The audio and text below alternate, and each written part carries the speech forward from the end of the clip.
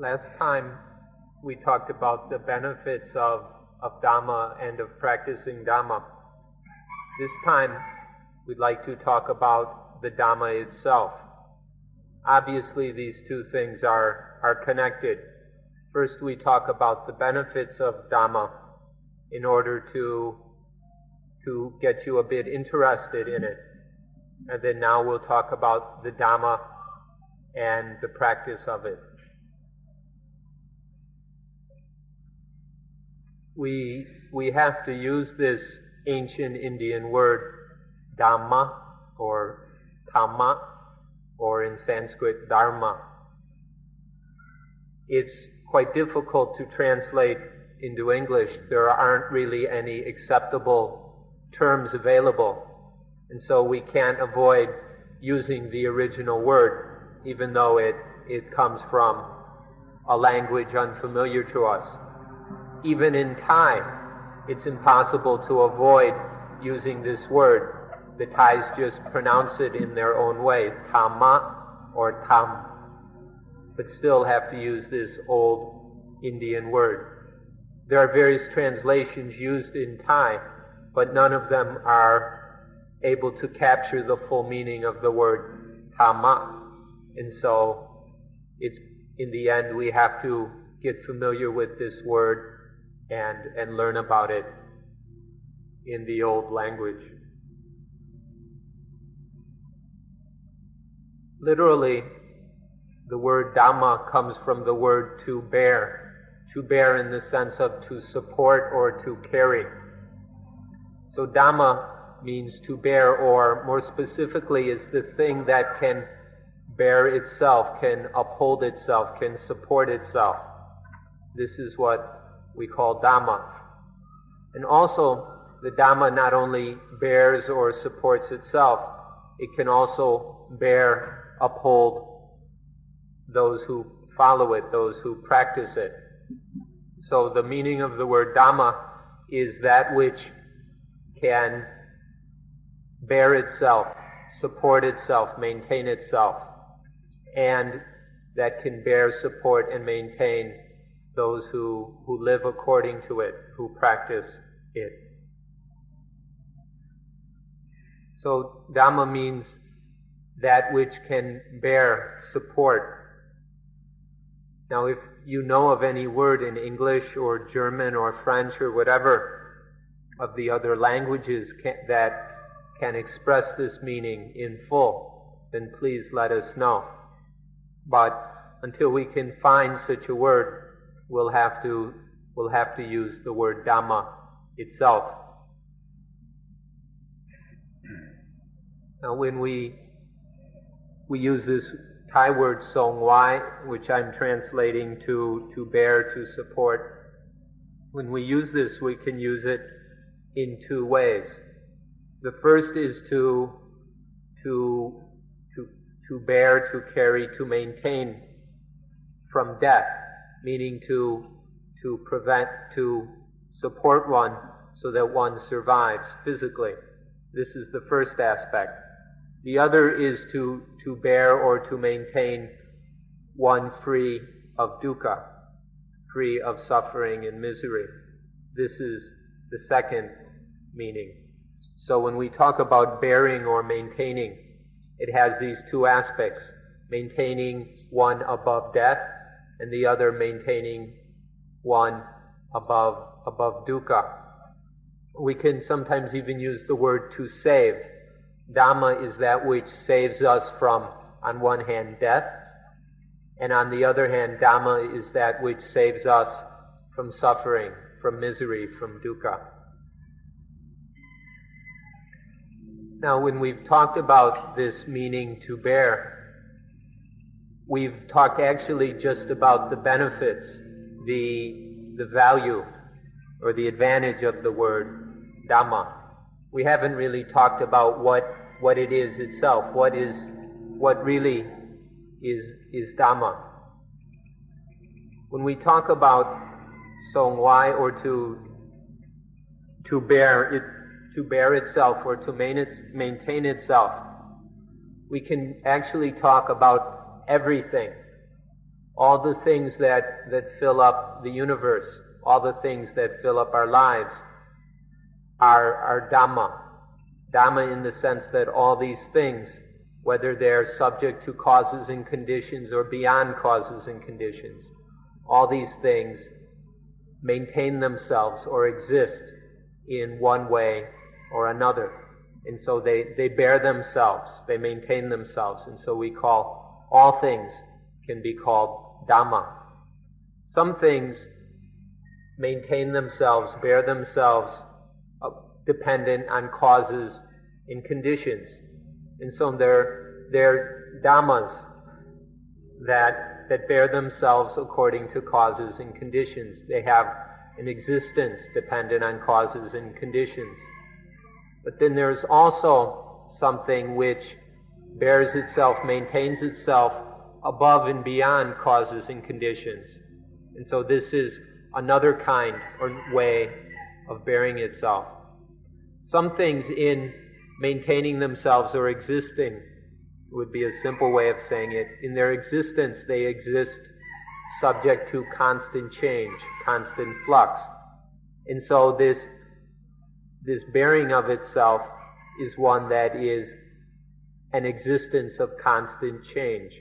Their fundamental nature is one of constant change. But then there's this other thing that is beyond causes and conditions.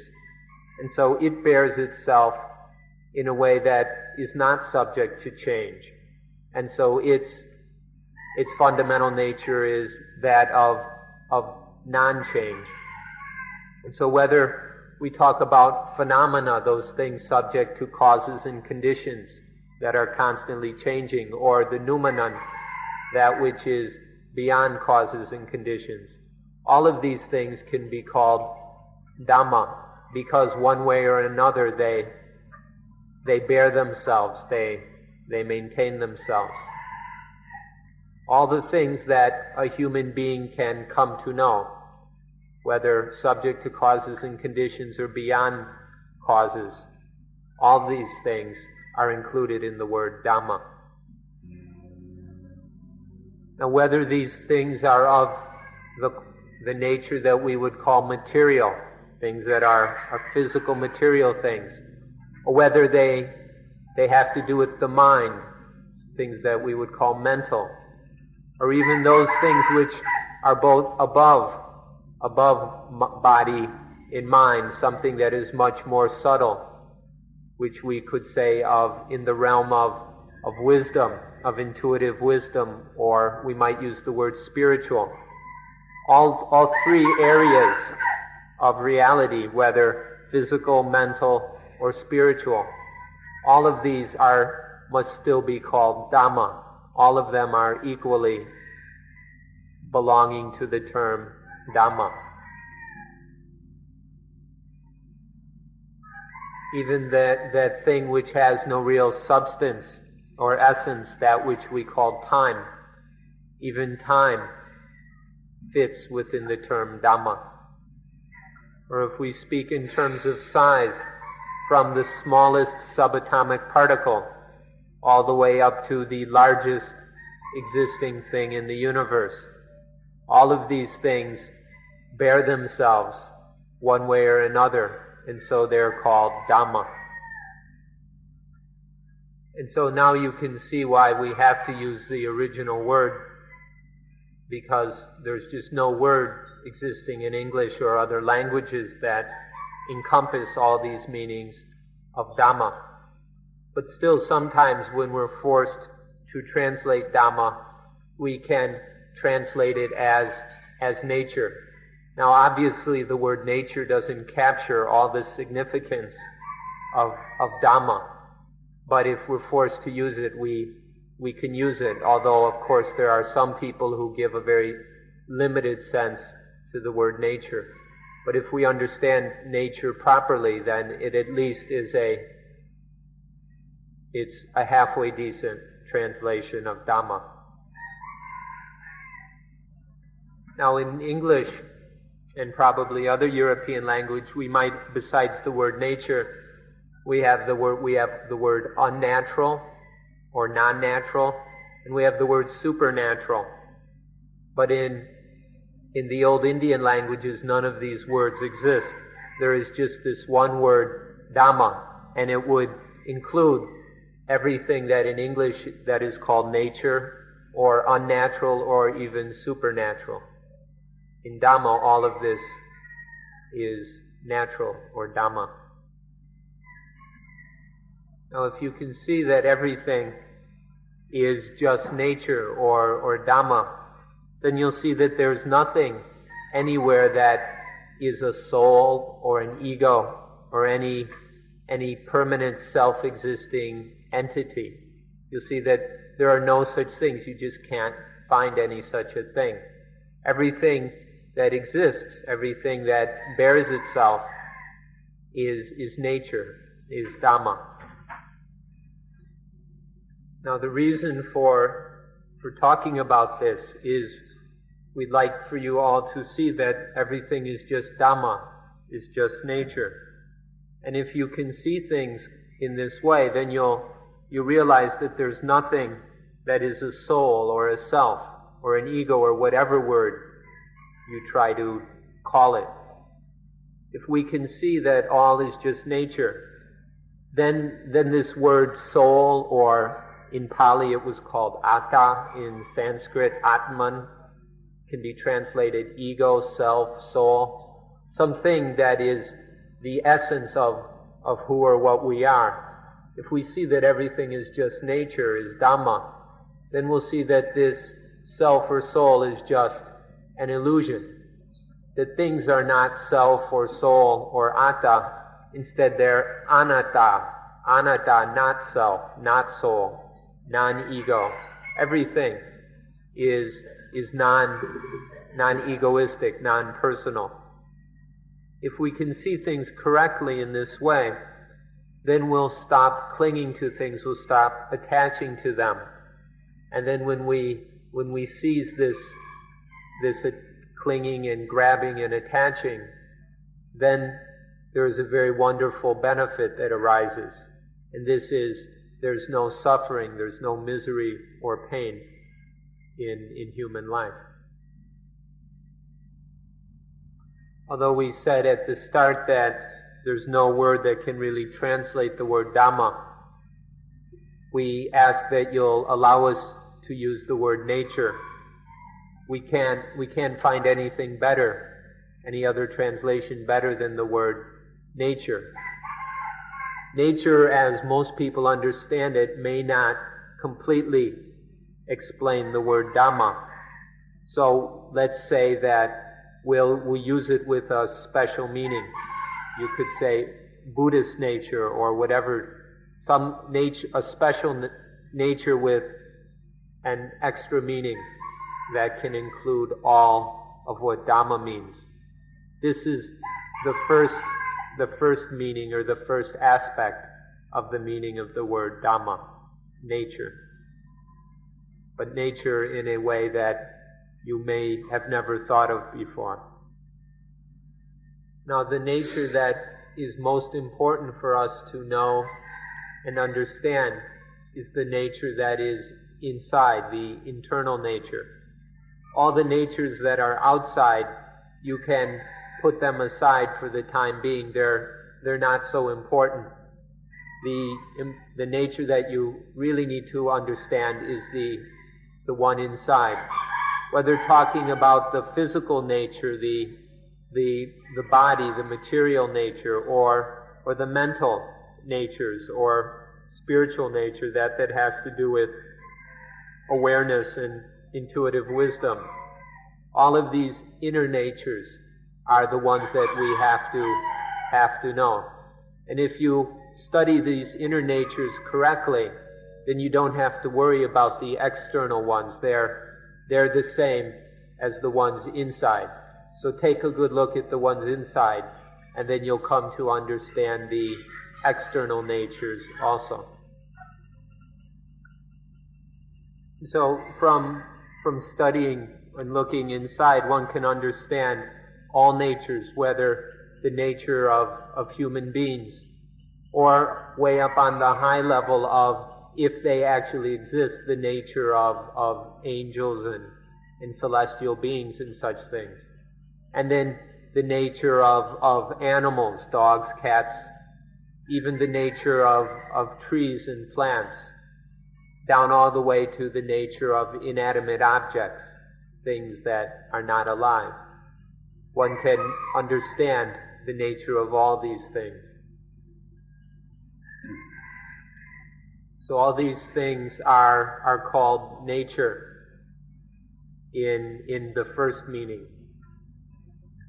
The second meaning of the word Dhamma is the law of nature, or the truth of nature, the fact of nature.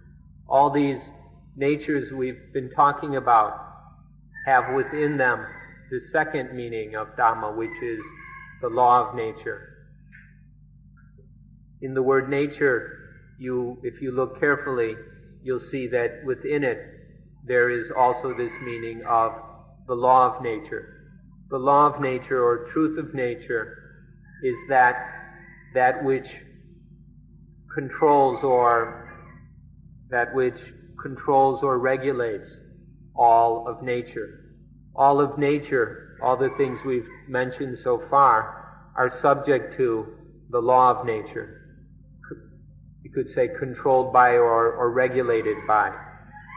Now in some religions they might call this thing God and explain it in their own way. But for us, this thing that controls all of nature is just the law of nature. It's part of nature, but it's that part of nature which controls all of nature. And so this brings us to the second meaning of the word Dhamma, the law of nature. Now all the natures that you know of, all of them without any exception, are subject to natural law. And there's no nature that you could find which is not subject to natural law.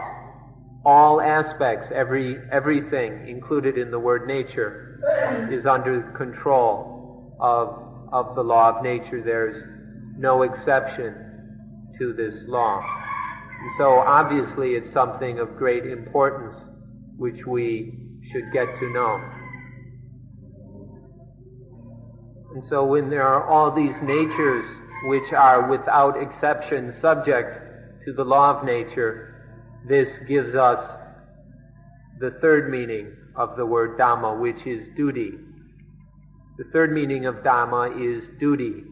Duty in accordance with the law of nature. All these natures, these things, have a duty regarding the law of nature, a duty towards the law of nature. This duty of all natures regarding, in accordance with the law of nature, is the third meaning of Dhamma. Without doing duty correctly, these natures will die. If we don't do this duty regarding the law of nature in accordance with the law of nature, then we will die. Or if we don't die physically, then we would live with suffering, pain, and misery, which is just about the same as being dead. So without duty, there is death, either physical death or spiritual death. So this third meaning of the word Dhamma is a very crucial one for us. It's this duty in accordance with natural law that we're spending so much time studying and which we're trying to practice.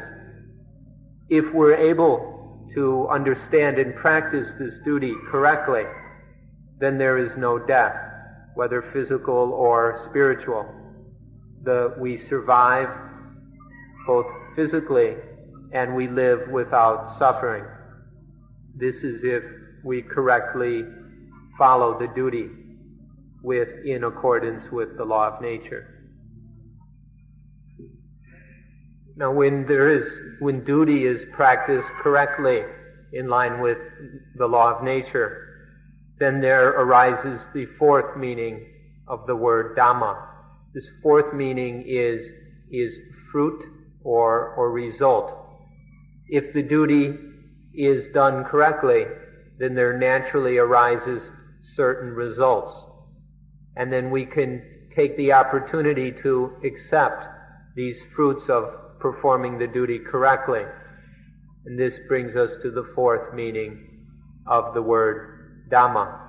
Just do that duty correctly, and certain results will occur. You can call them advantages or benefits or value or whatever, but these are just the natural results of doing the duty according to the law of nature. These fruits or results are the fourth meaning of the word Dhamma. Anapanasati, which we're practicing here, this mindfulness with breathing, is essentially the duty, the third meaning of Dhamma, which we've talked about.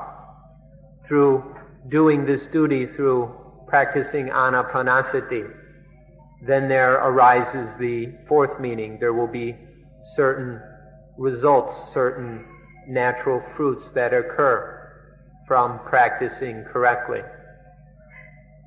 Now, the human being is inevitably involved with all four meanings of the word Dhamma. These are the essence and core of human life. All four meanings of the word Dhamma.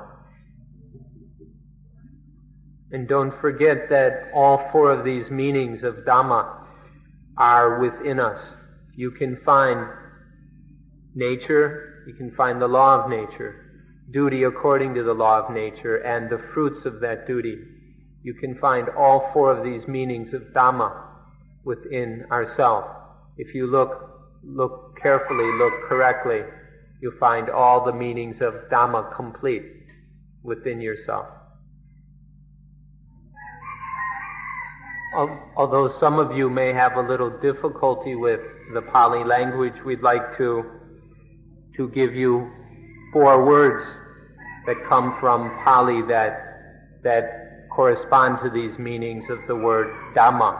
If you can understand these, this will help you to appreciate what Dhamma is about.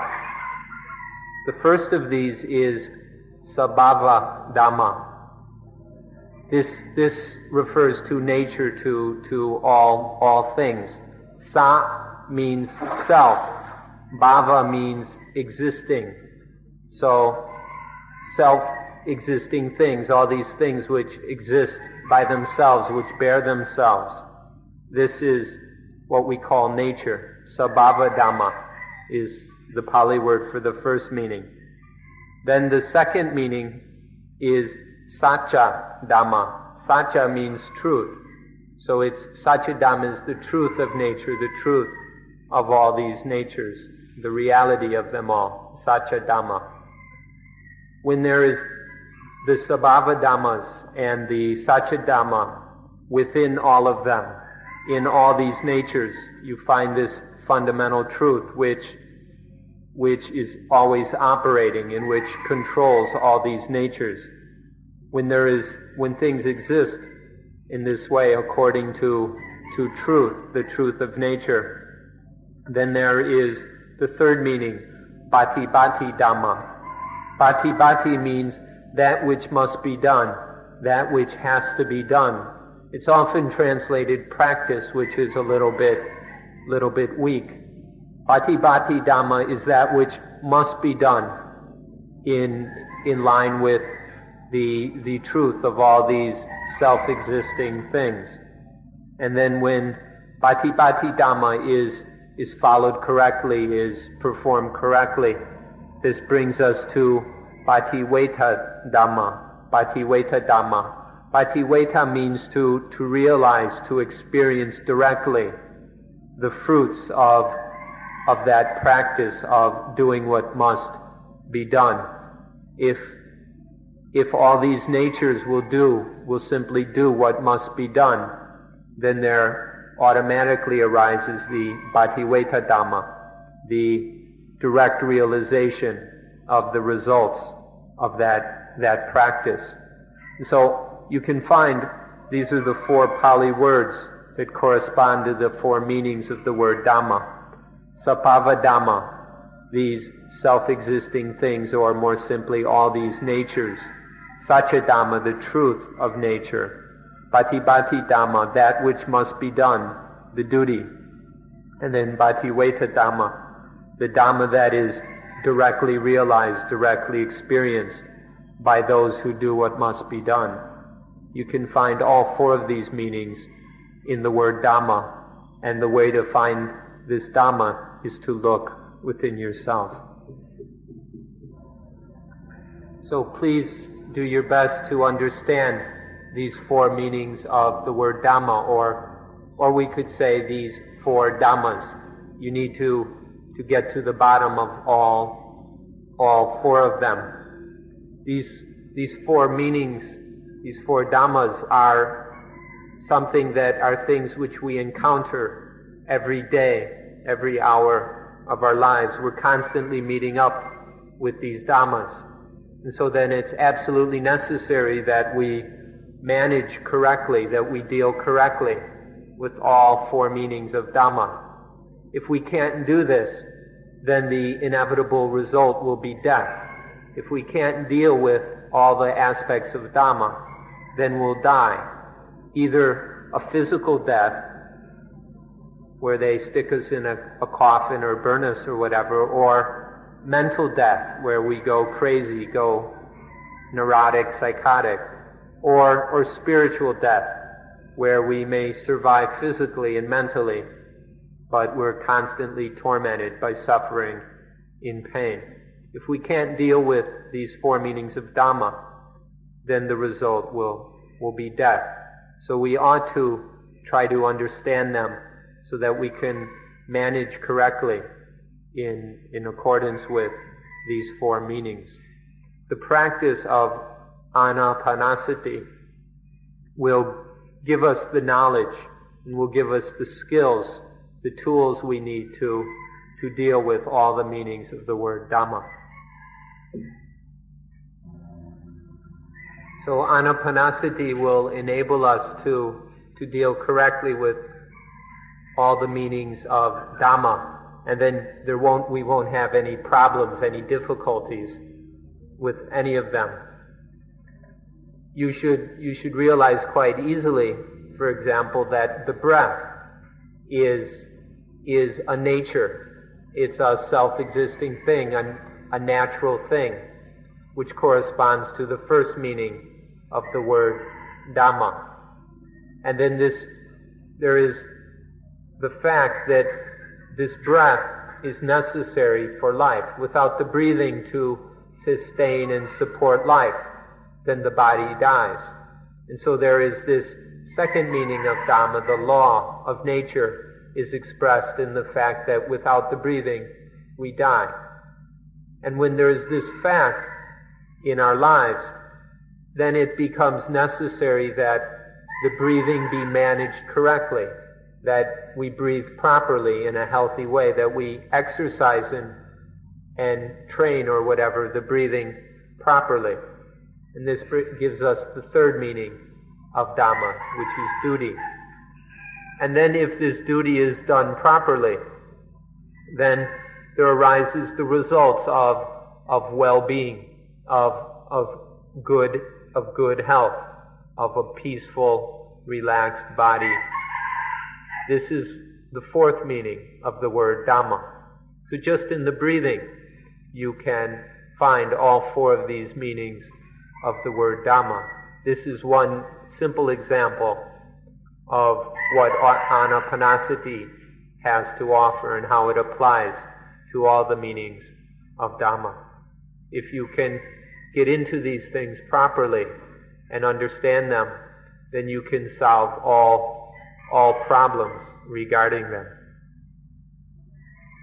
Or if we put it another way, we can say that if one practices anapanasati correctly, then one will fully understand all four meanings of the word Dhamma. If we can develop this practice of mindfulness with breathing fully, then you'll have all four meanings of the word Dhamma within your fist. You'll be able to manage and control them all without any problems.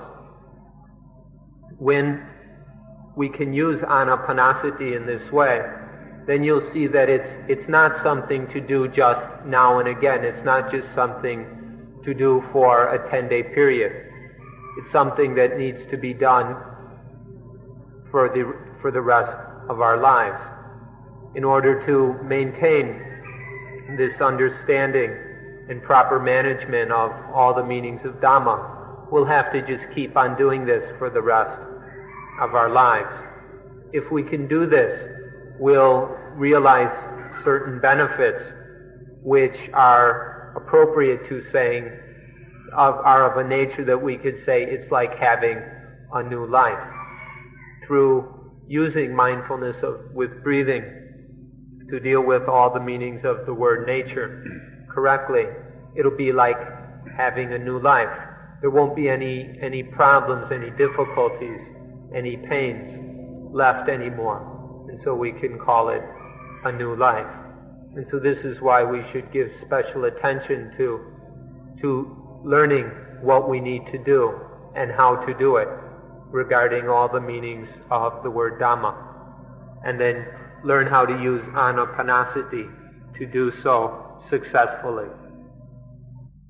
There's one more thing that you should know right from this moment.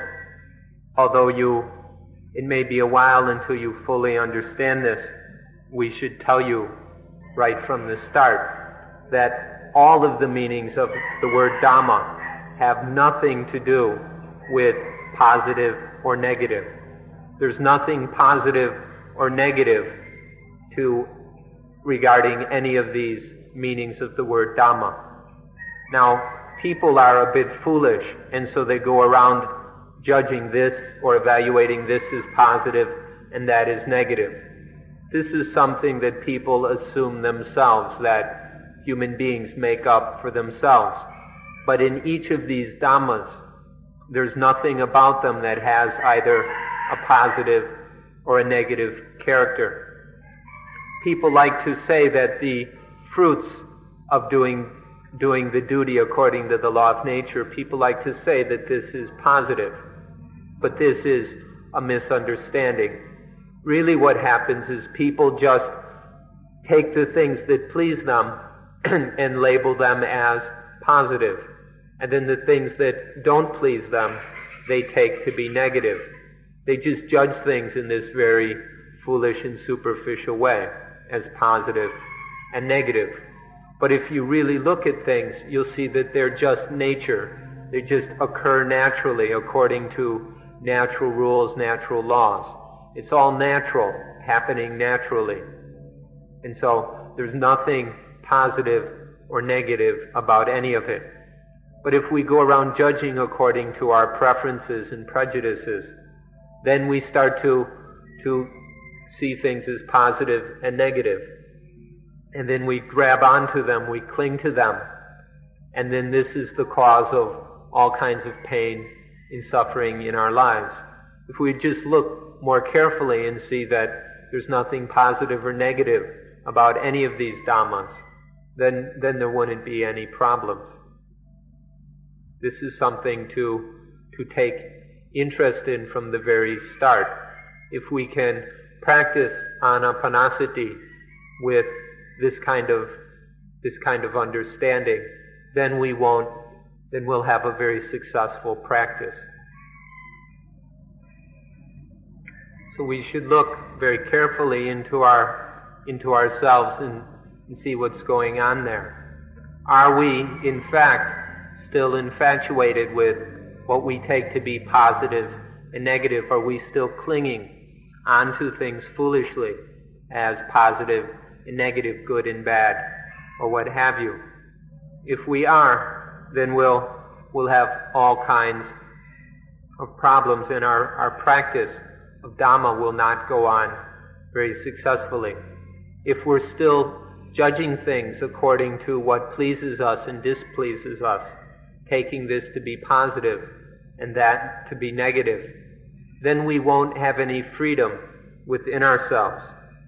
If we're looking on things as positive and negative, as good and bad, as desirable or undesirable, then we'll be always at their mercy. We'll be slaves to them.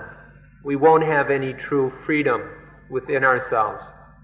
With all this positivism and negativism, we'll be constantly blindly reacting to things. We'll be just little robots reacting constantly without any real freedom. When there's this slavery to things in this way, in this lack of freedom, then there's tremendous pain and suffering in life. And so we need to, but if we can understand that instead of all that positive and negative that we foolishly assume to exist, if we see that in reality none of that is there, if we can use anapanasati to lead to an understanding of these four meanings of Dhamma, then we can use that knowledge to knock away, to chase away any meaning of the word positive or the word negative. And then when we're free of the power of the meanings of positive and negative, good and bad, winning and losing, getting and whatever, when none of these have any power over us, then there's no problems, and then there is true freedom. If we're still indulging in positive and negative and getting caught up with these preferences of ours, then there's nothing that really can help us. We'll constantly be slaves to all these things. And so then they'll be able to make us laugh and cry. We won't have any control over that. We'll be laughing and crying. Or these positive and negative things can make us glad, they can make us sad. And there's no real freedom in this. We just blindly react to all these things. However, through understanding Dhamma, instead of all this blind reacting, this gladness and sadness, laughing and crying, we can just stay normal, ordinary, regular. And in this normalcy there is complete freedom. This is the result of practicing and understanding Dhamma, of getting to Dhamma. And then we can use this Dhamma to stay normal, to stay regular, instead of getting caught up in all this positive and negative.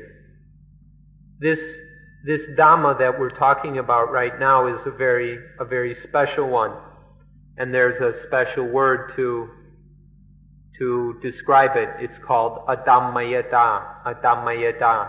You've probably never heard of this word before, and though it'll take you a while till you fully understand it, or some of you will never understand it unless you really investigate it.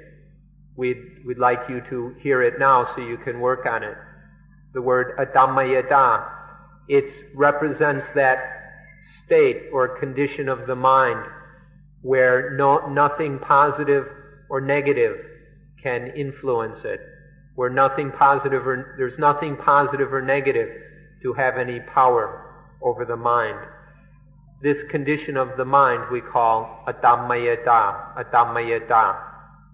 This understanding that leads to adhammayata is what we're doing here. This is what it's all about. Some of you, maybe you're not interested in this. Some of you maybe still think that all this positive and negative is something desirable and worthwhile.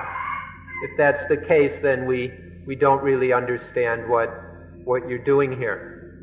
The purpose of Dhamma, the purpose of meditation, is to come to the realization of Dhamma, that is adhammayata, where there's nothing positive or negative to enslave the mind.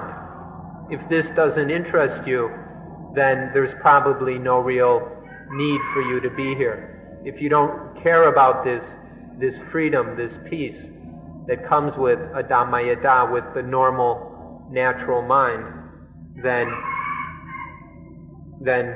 we don't know what you're doing here. So we'd like you to understand this carefully. this freedom from positive and negative. This is what the Dhamma is all about. Most of you have probably heard the words, the holy man, before. This word, the holy man, is actually quite common in many places. It gets used quite a bit. If you'd like to understand these words correctly, however, we'd like to suggest to you that the holy man, the real holy man, is the one who has a Dhammayata. The one who has a Dhammayata is beyond all positive and negative. There's nothing positive or negative to pull or push on the mind of the one we call the holy man. The holy man, or the holy person, holy woman, whatever, is completely free of all this positive and negative, good and bad, and all that. So this is the true meaning of the holy man, one who has a Dhammayata. Some of you may think that that's a little bit too far. It's beyond what the ordinary holy man or whatever can achieve. But these are just the facts. Whether you want to think it's too much or too little is up to you. But these are the facts of the matter. And once we can understand this, there remains just that we follow in the footsteps of the true holy ones. And through following their footsteps, we can come to that condition, the condition of having a Dhammayata, being beyond positive and negative. This is the benefit of understanding the words, the holy man or the holy ones, correctly.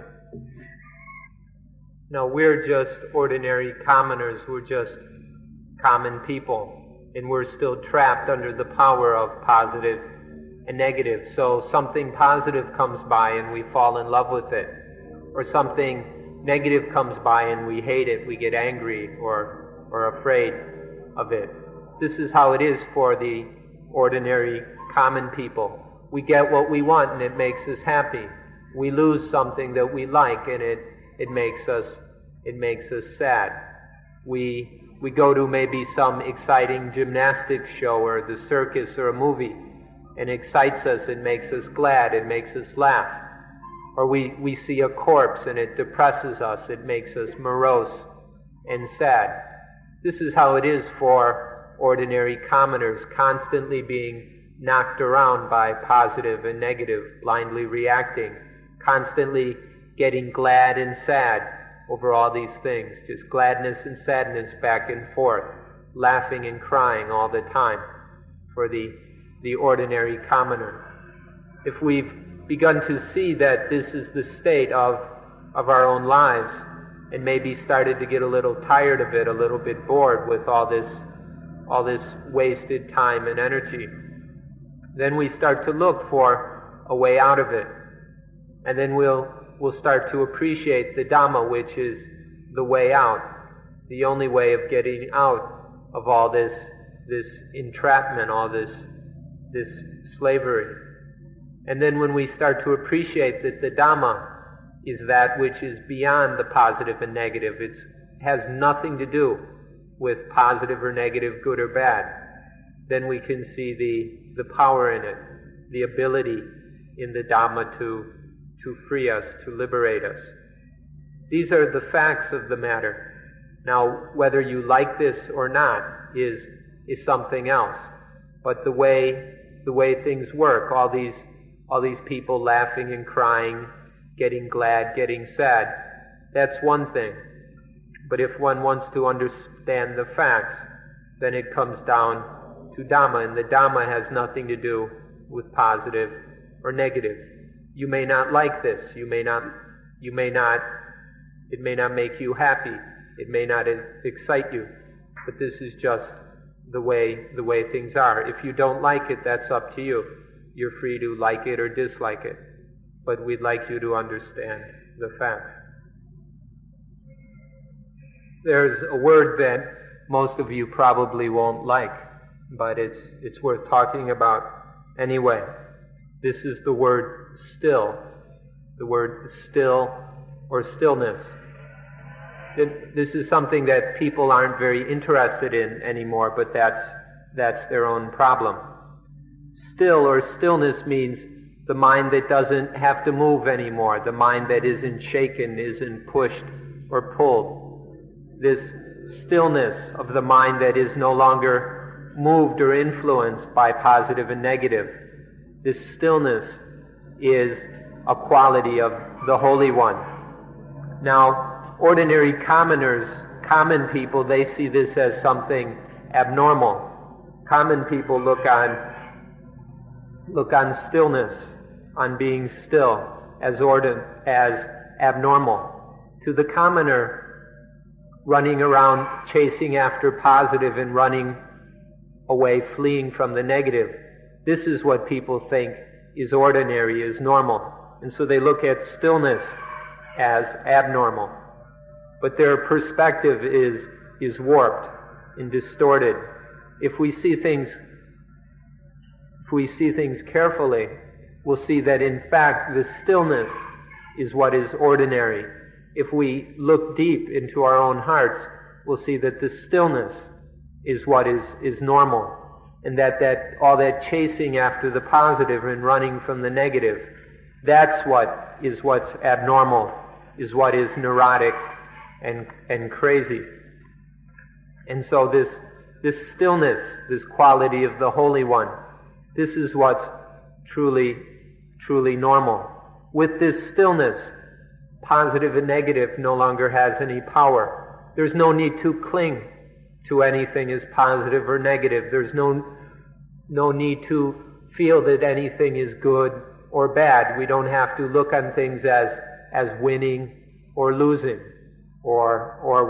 it won't lead to the one who is still doesn't need to laugh or cry. With this stillness, one finds true freedom. And so you may not like it. That's your own business. But the fact of the matter is like this, so we feel it's our duty to let you know about it. This stillness is a very important aspect of Dhamma, and the way of studying it is what we'll look at next. I've been asked to explain things a little bit further. The word still for people might be a little bit frightening, and so a word that might be more easier for you to understand is the word equilibrium. Equilibrium or balance, even-mindedness. This is what we mean by stillness. The mind that is out of balance is the one that's being pulled around, knocked around by positive and negative, by good and bad.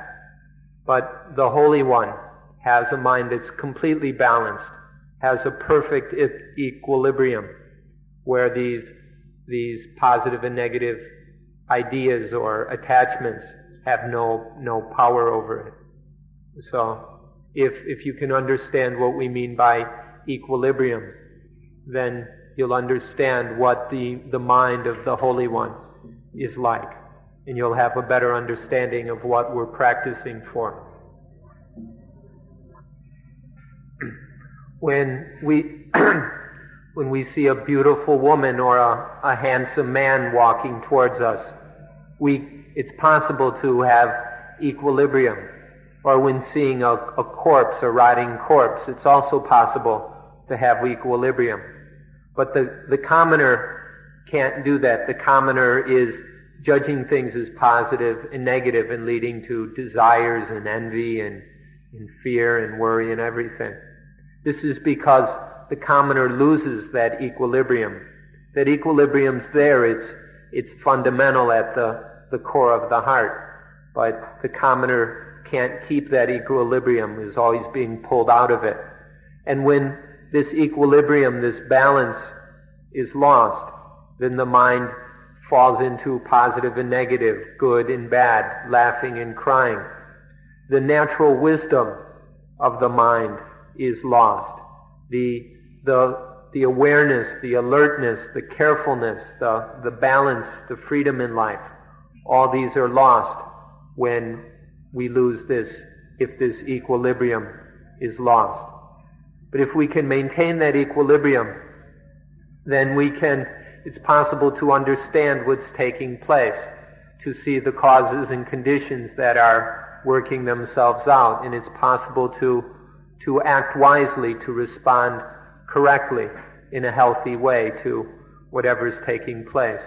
All this is possible if this equilibrium can be maintained. And then there is a stillness, a peacefulness in the mind. We ought to be very interested in protecting, maintaining this equilibrium. If we have need of activeness of mind, then it's absolutely necessary to maintain this equilibrium. If the equilibrium is lost, then we get dragged off into the positive and negative, and all kinds of energy and alertness are wasted. But by maintaining the equilibrium, then the mind can be incredibly active. It has tremendous power and strength. This mind that has equilibrium, that is no longer knocked around by positive and negative, this mind that is free, has all the power to act, to do whatever needs to be done. When there's a need for action, this mind has the capability to act properly. But the mind that's out of balance is incapable of acting well. It might get by, but it never gets by in a truly healthy way. So keeping this equilibrium is of great benefit in all the things we need to do in life. In our ordinary work, our relationships of family and friend, everything we must do. If we have this equilibrium, we can act. The mind can act in the best possible way. This is of tremendous benefit if we can achieve it. The true, pure, real, genuine Dhamma has nothing at all to do with positive or negative. There's nothing positive or negative about genuine Dhamma. Real Dhamma is absolutely free of any aspect or any meaning or any sense of positiveness or negativeness. Positiveness and negativeness can't touch Dhamma. If we understand this, if we can understand this Dhamma that is completely free of positive and negative, if we can have it and use it, then we'll be ourselves completely free of the meanings of positiveness and negativeness. And then the mind will have tremendous power, tremendous efficiency, will have great capability to do whatever must be done. Understanding this Dhamma and having this Dhamma, seeing that the real Dhamma, the real meaning of Dhamma is neither negative nor positive, completely free of negative and positive, no aspect of positivity or negativity or what have you. This Dhamma will give the mind all the strength it needs to do whatever it needs. And then this mind is not only a mind, it's not just a mind with equilibrium, it's a mind that goes way beyond, is far above the meaning of the word equilibrium. So in the hopes that you can realize this for yourself, we're trying to explain it to you as best as we can. Both the positive and the negative have no reality. There's nothing really real about the positive and the negative. The positive of this person is the negative of that person, and the negative of that person is the positive of this person. And things are always going like this. What we take to be the positive and negative is just our personal feelings, our personal prejudices that take things to be positive or negative, depending on our culture, our education, how we've been brought up, how we've been trained, our conditioning, our programming.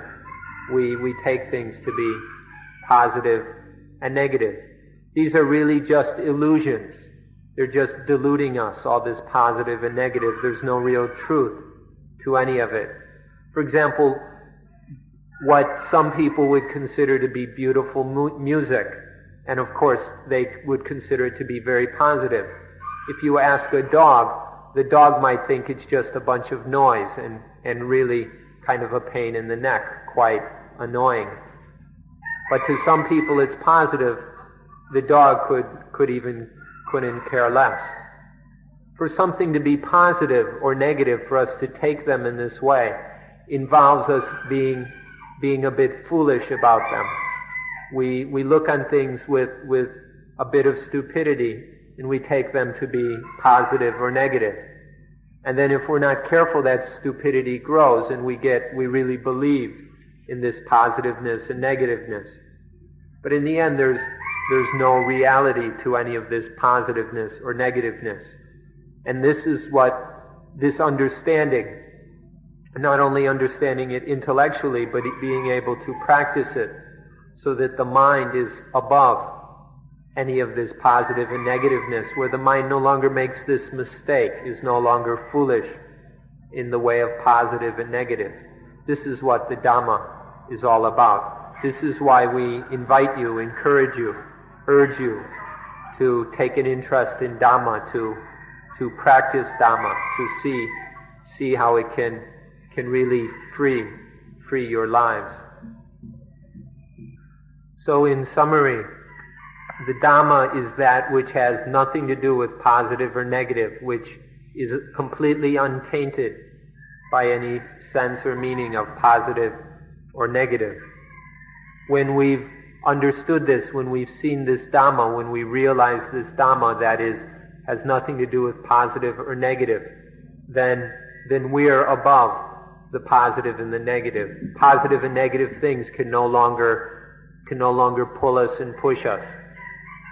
And when the mind has this equilibrium that is no longer influenced by positive and negative, then there's nothing that can make that mind suffer. There's nothing that can bring conflict or pain into that mind that is completely above the positive and the negative. And this is what Dhamma practice is about. And at this time, we'd like to end today's meeting. Thank you all for being very good listeners for the whole hour and a half. Thank you.